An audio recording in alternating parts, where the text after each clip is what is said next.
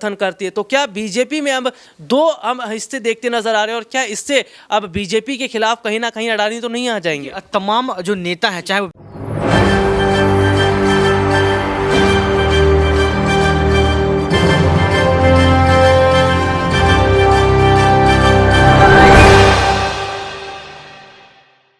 नमस्कार, मैं हूं राहुल शर्मा। आप देख रहे हैं SP9 न्यूज। स्वागत है आप सभी का हमारे इस प्रोग्राम में। और प्रोग्राम की शुरुआत यूपी निकाय चुनाव से।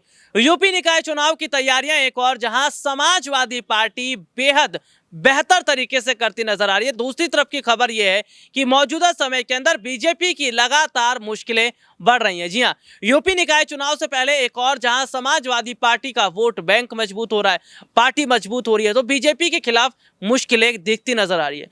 क्योंकि बीजेपी में जिस तरीके से बड़ी बगावत हो रही है, अभी हाल ही में केशव प्रसाद मौर्य या मैं ब्रजेश पाठक का जिक्र कर लिया, अपर्णा यादव जिस तरीके से योगी सरकार के खिलाफ है, क्या इसका बड़ा नुकसान योगी सरकार को उठाना पड़ेगा? लेकिन एक सवाल ये है कि उपचुनाव में जिस तरीके से समाजवादी पार्टी कई सीटों पर जीत हासिल करती नजर आई, क्या ऐसे ही यूपी निकाय चुनाव में जीत हासिल करेगी? और शिवपाल के बाद क्या अब अपर्णा यादव की बारी है समाजवादी पार्टी में आने के लिए? हमारे साथ हमारे खास सहयोगी ऋतिक जुड़े हुए। ऋतिक, बहुत बहुत स्वागत है आपका। बहुत शुक्रिया सर। और सबसे पहला सवाल मेरा यही रहेगा कि मौजूदा समय के अंदर जिस तरीके से हम देख रहे हैं कि शिवपाल यादव को तो समाजवादी पार्टी में जगह मिल गई, लेकिन बीजेपी में अभी तक अपर्णा को जगह नहीं मिल पाई है। बीजेपी अपर्णा पर विश्वास नहीं कर रही या फिर उन्हें जिम्मेदारी देना ही नहीं चाहती? देखिए, बीजेपी में अपर्णा को अभी तक कोई जिम्मेदारी नहीं मिली। इसके साथ साथ आपको बता दें कि यहाँ पर स्टार प्रचारक की सूची में भी नाम शामिल नहीं है। अभी उत्तरकाशी अपर्णा पहुंची थी। उत्तरकाशी पहुंचने के बाद अपर्णा यादव ने वहां पर किया कि बीजेपी पार्टी हमें जो जिम्मेदारी सौंपेगी हम उसको निभाएंगे, हम अच्छा नेतृत्व करें, भगवान से ये कामना करते हैं। यानी कि यहाँ पर अपर्णा यादव भगवान से भी कह रही हैं कि हम अच्छा नेतृत्व करेंगे। अभी भी अपर्णा यादव को बीजेपी पर भरोसा है। आपको बता दें कि मुझे तो यही लगता है कि आने वाले समय में अपर्णा यादव की वापसी समाजवादी पार्टी में बिल्कुल होगी, क्योंकि लगातार देखा जा रहा है कि निकाय चुनाव तो है ही, लेकिन अगर योगी आदित्यनाथ का हम पूरा जिक्र करें तो योगी आदित्यनाथ का पूरा ध्यान 2024 के लोकसभा चुनाव पर है। अभी आप बताइए कौन सा चुनाव चल रहा है? कोई भी चुनाव नहीं। इसके बावजूद भी योगी आदित्यनाथ तमाम मीडिया चैनल पर इंटरव्यू दे रहे हैं। आप देख लीजिए, ऐसा कोई चैनल नहीं बचा जिस पर योगी आदित्यनाथ ना गए हों। तो ये किस चीज का इंटरव्यू चल रहा है? ये इंटरव्यू कहीं ना कहीं उस रेस का है जिस रेस के लिए कहीं ना कहीं योगी आदित्यनाथ सपना देखते हैं, यानी कि पीएम रेस का, प्रधानमंत्री बनने का। हालांकि उनको पार्टी आलाकमान आगे करती है या नहीं करती है ये ऑफिशियल टिप्पणी नहीं है, लेकिन कयास यही लगाया जा रहा है कि योगी आदित्यनाथ कहीं ना कहीं वो चीज चाहते हैं कि वो भी पीएम कुर्सी पर पहुंचे। तो सबसे बड़ी बात है कि अगर आप निकाय चुनाव पर ध्यान दे रहे हैं तो महिला नेता को आगे क्यों नहीं रख रहे हैं? अपर्णा यादव एक ऐसी नेता है जिसने समाजवादी पार्टी को छोड़कर आपकी कमान संभाली, आपके पास पहुंची कि कुछ मिलेगा, लेकिन आपने ना रामपुर में उसको आगे रखा, ना आपने मैनपुरी में आगे रखा, ना आपने खतौली में आगे रखा। निकाय चुनाव नजदीक है, निकाय चुनाव की सूची में भी आपने नाम नहीं रखा, तो ऐसा क्या काम रहेगा? वहीं आपको बता दें कि कल एक बैठक हुई। उस बैठक में चाचा शिवपाल और अखिलेश यादव की एक लंबी बैठक होती है, जिस बैठक में कई सारे फैसले लिए जाते हैं। हालांकि जो फैसले वो गुप्त हैं, लेकिन खबरों के मुताबिक ये पता चल रहा है, सूत्रों के मुताबिक, कि आदित्य यादव को बड़ी जिम्मेदारी मिल सकती है। तो राहुल सर, मुझे ऐसा लगता है कि अगर अपर्णा समाजवादी पार्टी में निकाय चुनाव के पहले पहले वापसी कर जाती है तो शायद आदित्य यादव के साथ साथ अपर्णा यादव को कोई पद मिल जाए। तो देखिए, वही लगातार उत्तर प्रदेश में चर्चाएं चल रही हैं कि क्या आदित्य यादव के बाद अपर्णा यादव को जिम्मेदारी मिलेगी। लेकिन एक सबसे बड़ा सवाल यह है कि क्या अपर्णा यादव बीजेपी में जाकर फंस गई हैं? क्या अपर्णा यादव को अगर पहले पता होता कि बीजेपी में जिम्मेदारी नहीं मिलने वाली है तो शायद वो ना जाती? ये मेरा सवाल रहेगा। अब बिल्कुल देखिए, अपर्णा यादव सिर्फ इसलिए गई थी क्योंकि उन्होंने साफ तौर पर कहा था कि वो देश के प्रधानमंत्री के विचारों से प्रभावित हैं। देश के प्रधानमंत्री अच्छा नेतृत्व कर रहे हैं और इसी को हम अपने दिल में संजोकर बीजेपी पार्टी में जाते हैं, और बीजेपी पार्टी अच्छा काम कर रही है। तो एक सपना देखा था, एक ख्वाब देखा था। देखिए, राजनेता का सिर्फ एक ही ख्वाब होता है, कुर्सी का खेल। ऐसा कोई राजनेता नहीं है जो चुनाव के वक्त भाषण ना देता हो, जो चुनाव के वक्त जनता को जो है बाधों से न बांधता हो। यानी कि बड़े बड़े वायदे किए जाते हैं। तो अपर्णा यादव जो बड़ी बात कहकर गई थी, लेकिन महज एक साल होने वाला है, उस एक साल में अगर देखा जाए तो अपर्णा यादव को कहीं भी स्टार प्रचारक के तौर पर भी नहीं उतारा गया। यानी कि आपको बता दें कि अपर्णा यादव को कोई बड़ी जिम्मेदारी मिली ही नहीं, जबकि तमाम जो मीडिया विश्लेषज्ञ हैं वो यही कहते हैं, राहुल सर, कि आने वाले समय में अगर बीजेपी पार्टी अपर्णा को आगे रखती है तो सिर्फ और सिर्फ महिला संगठन के तौर पर।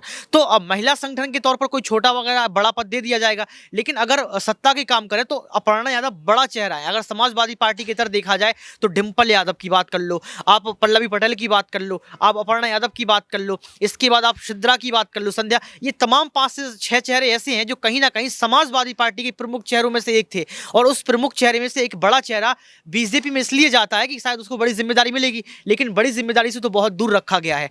और आपने ये भी देखा होगा कि संसद जो लोकसभा सदन चल रहा है उसमें डिम्पल यादव अपनी पहली स्पीच देती हैं। उस स्पीच में किसानों की बात करती हैं, कृषि की बात करती हैं, युवाओं की बात करती हैं, तमाम सवाल योगी सरकार से पूछती हैं, मोदी सरकार से पूछती हैं। तो राहुल सर, अगर यही अपर्णा यादव अगर समाजवादी पार्टी में होती तो आपको संसद में कहीं ना कहीं अपर्णा यादव नजर आती। जी, बकायदा देखिए हमारे सहयोगी लगातार विस्तार से बता रहे कि कैसे अपर्णा यादव को बड़ी जिम्मेदारी बीजेपी में मिलनी चाहिए। तो उत्तर प्रदेश में बीजेपी की सरकार बने काफी वक्त हो चुका है, योगी मंत्रिमंडल का वक्त बने काफी महीने हो चुका है, लेकिन अभी तक हम देख रहे हैं कि वो जिम्मेदारी नहीं है। अच्छा, एक सवाल मेरा ये भी रहेगा कि बीजेपी के अंदर ये कहा जा रहा है कि योगी आदित्यनाथ छोटी जाति वाला राजनीति कर रहे हैं कि भाई जो छोटी जाति के उन्हें नीचे बिठाया जाए, उन्हें चटाई पर बिछाया जाए, जो ठाकुर है उन्हें अपने साथ बिठाया जाए। स्वामी प्रसाद मौर्य ने भी इस तरीके की बात की है कि जाति का भेदभाव। विशुद्ध राजनीति है, यही लोकतांत्रिक मूल्यों का हनन है। और अगर इस तरीके की राजनीति होती है तो हम ना आज आजाद हुए हैं और ना ही हमें आज आजादी का अमृत महोत्सव मनाना चाहिए। क्यों?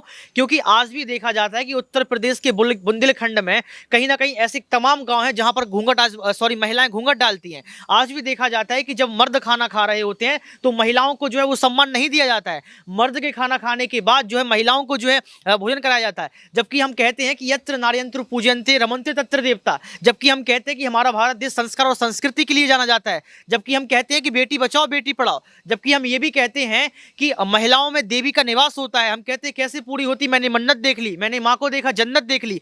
जब हम इस तरीके की बात करते हैं तो मोदी सरकार को थोड़ी सी शर्म आनी चाहिए, थोड़ी सी। अगर थोड़ी सी शर्म करेंगे तो उनके अपने वायदे याद आ जाएंगे। अगर योगी आदित्यनाथ इस तरीके की बात कर रहे हैं, अगर जाति पर बात कर रहे हैं, जाति धर्म के भेदभाव की बात कर रहे हैं, और अगर इस तरीके के बयानबाजी आ रहा है तो कहीं ना कहीं ये विशुद्ध राजनीति है और महिलाओं को उनको सम्मान ना देने का कहीं ना कहीं एक प्रोपेगेंडा, इसको मैं कहूंगा। जी, देखिए जाहिर तौर पर देखा जा रहा है कि फिलहाल मौजूदा समय के अंदर एक और जहां प्रदेश के अंदर भाजपा में बड़ी फूट मची है, क्योंकि जिस तरीके से जातिगत राजनीति शुरू हो गई है। स्वामी प्रसाद मौर्य जो एक वक्त में बीजेपी के अंदर थे, लेकिन आज समाजवादी। ये भी कहना चाहूंगा, और सॉरी आपको टोका, जब अनुराग ठाकुर हिट स्पीच देते हैं प्रमोशन होता है। जब बीजेपी के जो मनोज मित्तल हैं जो कंझावला केस में फंसे हुए हैं उन पर कोई कार्रवाई नहीं होती है तो बीजेपी कोई काम नहीं करती है। इसके साथ अगर देखा जाए तो ब्रजभूषण जैसे नेता जो लगातार रैलियां कर रहे हैं, लगातार पार्टी में काम कर रहे हैं, इस पर सरकार कुछ बोलना नहीं चाहती है। अजय मिश्रा टैनी, आशीष मिश्रा टैनी की बात कर लो, इस पर बीजेपी सरकार कुछ बोलना नहीं चाहती है। स्मृति ईरानी का जिक्र कर लो, इस पर कुछ बोलना नहीं चाहती है। तो आप समझ सकते हैं कि बीजेपी का झूठ झूठ है, और अगर विपक्ष झूठ बोलता है तो वो झूठ झूठ नहीं होता है, उसके लिए ईडी पहुंच जाती है, सीबीआई पहुंच जाती है। और ये जाति वाली राजनीति बंद होना चाहिए। मैं ये बार बार कहता हूं कि हम सब भारतीय हैं, हमारे सबके 2 हाथ हैं, 2 आंखें हैं, 1 नाक है, 2 कान हैं, हम एक मनुष्य जाति के हैं। इसके बाद अगर आप ऊंच नीच की भावना फैलाते हैं, जाति धर्म का अगर आप यहाँ पर प्रभाव प्रसार कर रहे हैं तो कहीं ना कहीं ये गलत है। सनातन धर्म ये कभी नहीं सिखाता है, सनातन धर्म ये कभी नहीं कहता है कि जातियों में बट जाओ या आप भेदभाव करो। सनातन धर्म ये कहता है कि हम हिंदू हैं, हम अच्छे लोग हैं और सबको कहीं ना कहीं जगाने का काम करेंगे, सबके अंदर राम जैसा पुरुषार्थ भरेंगे। जब हम राम की बात करते हैं तो सीता को भी याद करना चाहिए मेरे हिसाब से। जी बिल्कुल, देखिए हमारे देश को आजाद हुए काफी वक्त हो चुका है और अभी हाल ही में हमने गणतंत्र दिवस मनाया। प्रधानमंत्री नरेंद्र मोदी ने लाल किले से कई बार महिला सम्मान की बात की है।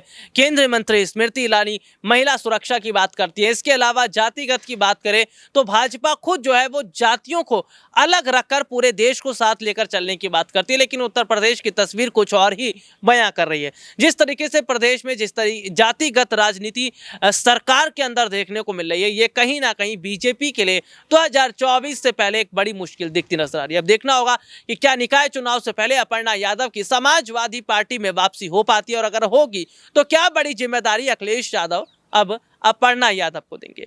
फिलहाल आज के लिए इतना ही, आपसे फिर दोबारा मुलाकात होगी, तब तक ले जा दीजिए, नमस्कार।